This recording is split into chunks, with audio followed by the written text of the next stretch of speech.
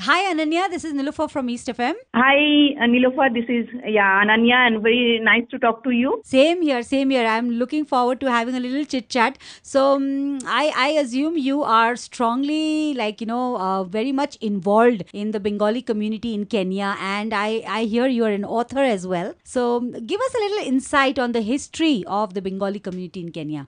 The Bengali community in Kenya goes back to 1910 around, I would say, because all the Indians who came to Nairobi came as a part of the Uganda Railway. The Nairobi city was established in 1899 officially, but in 1910, around that time, the city was established, and it was to facilitate mainly the employees of Uganda Railway, and Indians were a large part of it.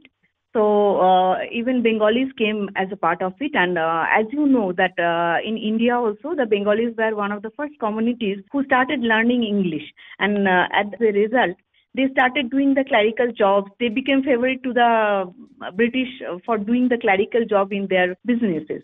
And similarly, the Bengalis who came to Nairobi were also either linesmen, supervisors, or mainly the clerks, the lower clerks in different British establishments. So that's how they came. And there are still some fourth generation Bengalis in Nairobi. About this history of, it's not about Bengali community in special, but I would say that very interestingly, since the program is related to our Independence Day, 15th Yes, August, yes, I would yes. like to mention that here, Jivan Das Desai and was the first person who started protesting against discrimination of racial discrimination that the British rulers were doing here. Very Okay. similar to what Gandhi did in India. So it was kind of an extension of the National Congress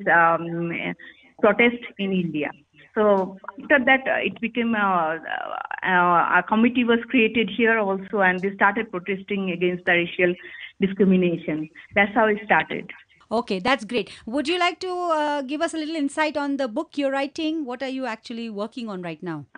The book that I'm planning to write, I'm on the at the research stage right now. I would there it will be a fiction, but the protagonist will be Indian, and obviously it will capture the period of colonial period and different incidents and historical things that happened at that time, the movements, the economic incidents that happened at that time. Those will be reflected in my book, though it will be a fiction, entertaining fiction. Okay, that's great. So definitely looking forward to your book, Ananya, and Thank you. Thank you so thank you much. so much for your time. Thank you very much. Thank you.